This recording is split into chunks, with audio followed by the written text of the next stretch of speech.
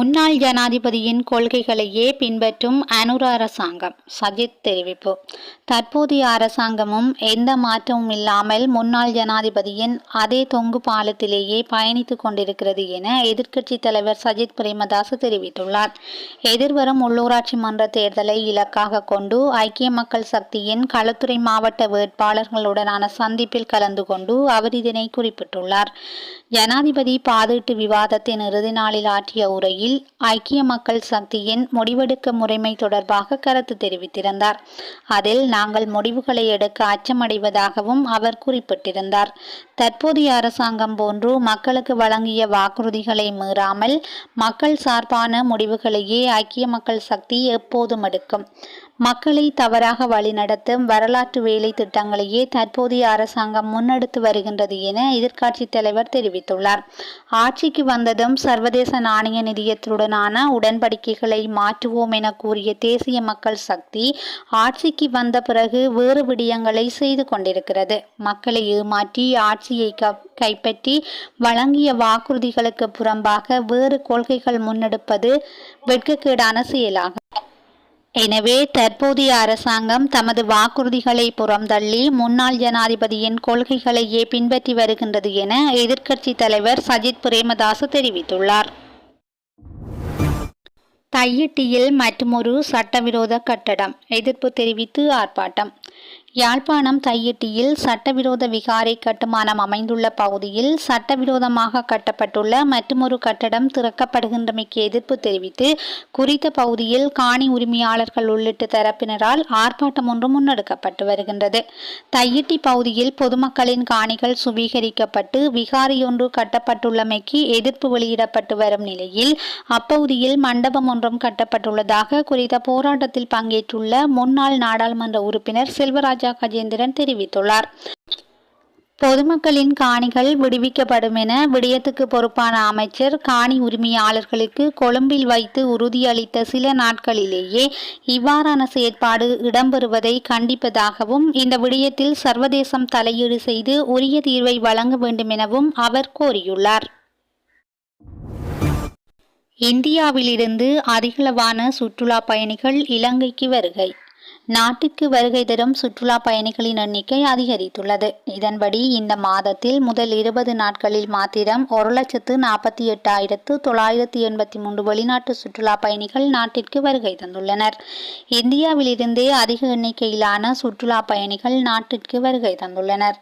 மேலும் Russia, Germany, England, France, சீனா மற்றும் America ஆகிய நாடுகளிலிருந்தும் சுற்றுலா பயணிகள் நாட்டிற்கு வருகை தந்துள்ளதாக தெரிவிக்கப்படுகின்றது. சருமத்தை வெண்மையாக்க பயன்படுத்தும் தரமற்ற ஊசி மருந்துகளுக்கான மூலப்பொருள் பறிமுதல். சருமத்தை வெண்மையாக்குவதற்காக கூறப்படும் தரமற்ற ஊசி மருந்துகளுக்காக பயன்படுத்தப்படும் பல்வகையான மூலப்பொருட்களை கைப்பற்றியுள்ளதாக நுகர்வோர் விவகார அதிகார சபை தெரிவித்துள்ளது. நுகர்வோர் விவகார அதிகார சபை அதிகாரிகள் கொழும்பு புறக்கோட்டை 2ஆம் குறுக்கு தெரு பகுதியில் முன்னெடுத்த சோதனை நடவடிக்கையின் போது சில வர்த்தக நிலையங்களிலிருந்து இவை கைப்பற்றப்பட்டுள்ளன. குறித்த சோதனை நடவடிக்கை தொடர்ந்து முன்னெடுக்கப்பட்டு வருவதுடன் இதற்கு சுகாதார அமைச்சு ஆதரவு வழங்கியுள்ளதாக தெரிவிக்கப்பட்டுள்ளது. மேலும் சருமத்தை வெண்மையாக்குவதற்கு பயன்படுத்தப்படும் ஆபத்தான பல அழகு சாதன பொருட்களும் கைப்பற்றப்பட்டுள்ளதாகவும் நுகர்வோர் விவகார அதிகார சபை குறிப்பிட்டுள்ளது. கையூட்டல் பெற்ற குற்றச்சாட்டில் 3 கைது. 5 லட்சம் ரூபாவினை கையூட்டலாக பெற்ற குற்றச்சாட்டில் அரசு சார்பற்ற நிறுவனம் ஒன்றின் இணைப்பாளர் ஒருவர் உட்பட 3 கையூட்டலுக்கு எதிரான விசாரணை ஆணைக்குழுவினால் கைது செய்யப்பட்டுள்ளனர். கைதானவர்கள் களனி, நாவலப்பிட்டி மற்றும் பிலியந்தலாவை ஆகிய பகுதிகளைச் சேர்ந்தவர்கள் என தெரிய வந்துள்ளது. பனமுரா பகுதியைச் சேர்ந்த பாரம்பரிய ஆயுர்வேத மருத்துவர் ஒருவர் அளித்த முறைப்பாட்டை தொடர்ந்து கொழும்பில் உள்ள விருந்தகம் ஒன்றில் வைத்து குறித்த சந்தேக நபர்கள் கையூட்டலுக்கு எதிரான ஆணைக்குழுவினால் கைது செய்யப்பட்டுள்ளனர்.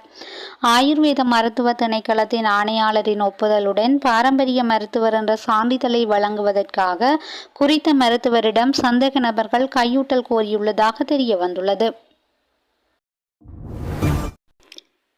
இலங்கை ஏதிலிகளை நாட்டுக்கு அழைத்து வருவது தொடர்பில் கலந்துரையாடல். இந்தியாவில் உள்ள இலங்கை ஏதிலிகளை மீண்டும் நாட்டுக்கு அழைத்து வருவது தொடர்பான உடன்படிக்கையொன்றை ஏற்படுத்துவதற்கு உரிய தரப்புகளிடம் கோரிக்கை முன்வைப்பதாக வடமாகாண ஆளுநர் நாகலிங்கன் வேதநாயகம் தெரிவித்துள்ளார். இந்தியாவில் தங்கியுள்ள இலங்கை ஏதிலிகளை மீண்டும் நாட்டிற்கு அழைத்து வருவது தொடர்பில் அந்த செயற்பாடுகளை முன்னெடுத்து வரும் அரசு சாரா நிறுவனத்துடன் வடக்கு மாகாண ஆளுநர் செயலகத்தில் நேற்று நடைபெற்ற கலந்துரையாடலில் அவர் இதனை குறிப்பிட்டுள்ளார். இந்தியாவில் தங்கியுள்ள ஏதிலிகளை இலங்கைக்கு திரும்ப வேண்டும் என்பதே அரசாங்கத்தின் எதிர்பார்ப்பு எனவும் அவ்வாறு நாடு திரும்புவர்களுக்கான உதவிகளும் வழங்கப்பட வேண்டும் எனவும் அவர் தெரிவித்துள்ளார். கடந்த காலங்களில் இந்தியாவில் இருந்து நாடு திரும்பிய ஏதிலிகள் தொடர்பான விவரங்களையும் பெற்று அவர்களுக்கான தேவைப்பாடுகள் அறிந்து அதனை உடனடியாக பூர்த்தி செய்ய வேண்டும் எனவும் வடமாகாண ஆளுநர் தெரிவித்துள்ளார்.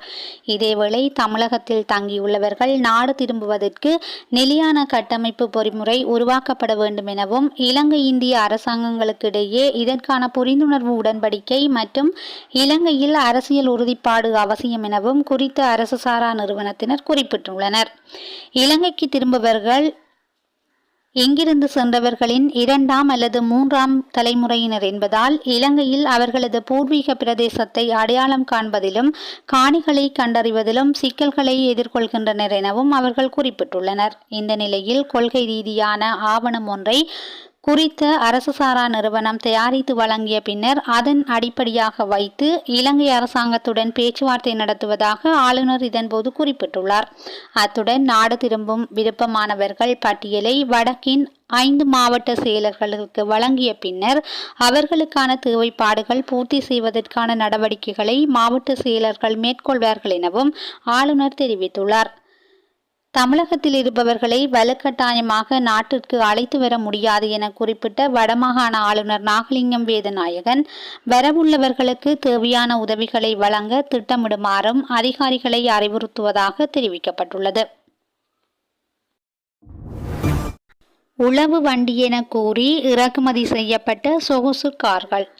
போலி ஆவணங்களை பயன்படுத்தி சொகுசு கார்கள் உட்பட ஆயிரக்கணக்கான வாகனங்கள் நாட்டிற்கு இறக்குமதி செய்யப்பட்டுள்ளதாக கோபா குழுவின் விசாரணைகளில் தெரிய வந்துள்ளது. உளவு வண்டியை இறக்குமதி செய்வதாக தெரிவித்து சொகுசு கார்களை இறக்குமதி செய்துள்ளதாக தெரிய வந்துள்ளது. மோட்டார் போக்குவரத்து துறை அதிகாரிகள் கோபா குழுவின் முன் அழைக்கப்பட்ட போது இந்த உண்மைகள் தெரிய வந்துள்ளன. பண்டிகை காலத்தில் அதிக விலைக்கு அரிசி விற்பனை செய்பவர்களை தேடும் நடவடிக்கைகள் அதிகரிப்பு.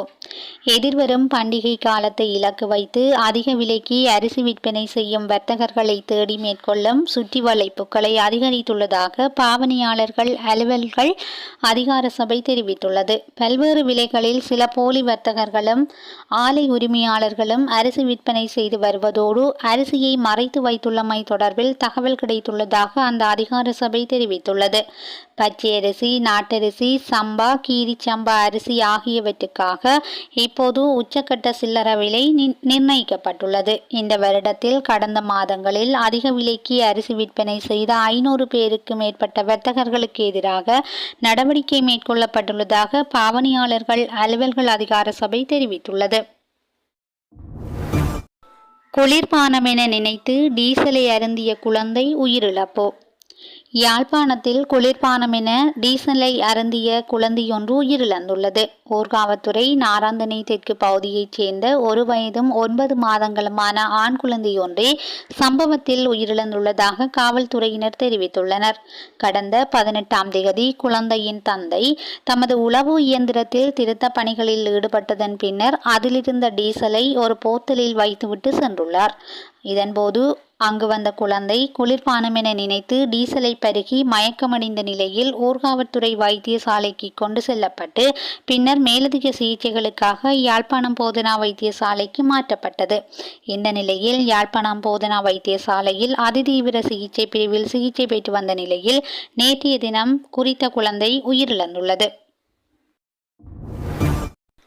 களியாட்ட விடுதி மோதல் சம்பவம். யோசிதவுடன் சென்ற சந்தேக நபர்களை கைது செய்ய நடவடிக்கை.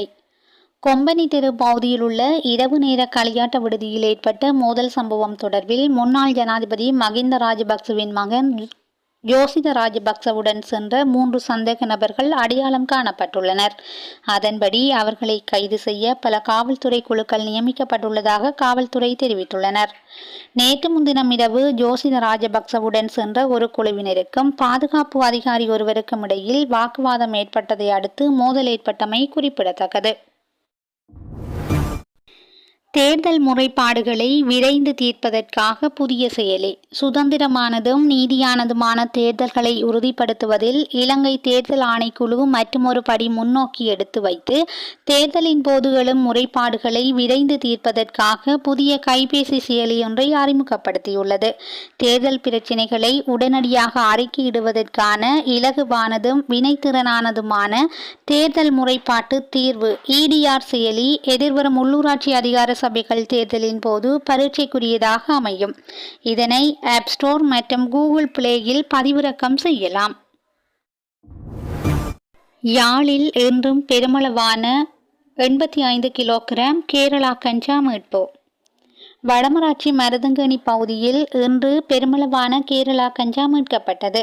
யாழ்ப்பாண இராணுவ புலனாய்வு பிரிவினருக்கு கிடைத்த இரகசிய தகவலின் அடிப்படையில் மருதங்கனி போலீசாருடன் இணைந்து முன்னெடுக்கப்பட்ட சுற்றிவளைப்பு நடவடிக்கையில் இந்தியாவிலிருந்து சட்டவிரோதமாக நாட்டிற்கு கொண்டுவரப்பட்ட சுமார் 85 கிலோகிராம் கேரளா கஞ்சா அடங்கிய 40 பார்சல்கள் இன்று அதிகாலை ஆலியவளை கடற்கரையில் கைப்பற்றப்பட்டுள்ளன.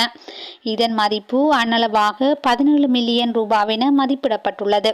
மேலும் இது தொடர்பாக மருதங்கனி காவல்துறையினரால் மேலதிக விசாரணைகள் நடத்தப்பட்டு வருகின்றன. உளவு இயந்திரத்திலிருந்து தவறி வீழ்ந்த இளைஞர் உயிரிழப்பு. அக்கரைப்பற்று அகதிக்குளம் பகுதியில் உளவு இயந்திரத்திலிருந்து தவறி வீழ்ந்து இளைஞர் ஒருவர் உயிரிழந்துள்ளார். உயிரிழந்த இளைஞர் கண்ணகி கிராமத்தைச் சேர்ந்த 16 வயதுடையவர் என தெரிய வந்துள்ளது. உளவு இயந்திரத்திலிருந்து தவறி வீழ்ந்த அவர் அதன் கலப்பை பகுதியில் சிக்கி உயிரிழந்துள்ளதாக தெரிய வந்துள்ளது. உளவு இயந்திரத்தின் சாரதியாக செயற்பட்ட நபர் அக்கரைப்பற்று காவல் நிலையத்தில் சரணடைந்துள்ள நிலையில் சம்பவம் தொடர்பான மேலதிக விசாரணைகளை அக்கரைப்பற்று காவல்துறையினர் மேற்கொண்டு வருகின்றனர். செய்திகளை உடனுக்குடன் தெரிந்து கொள்ள SL தமிழ் வலையொலி பக்கத்துடன் இணைந்திருங்கள். நன்றி, வணக்கம்.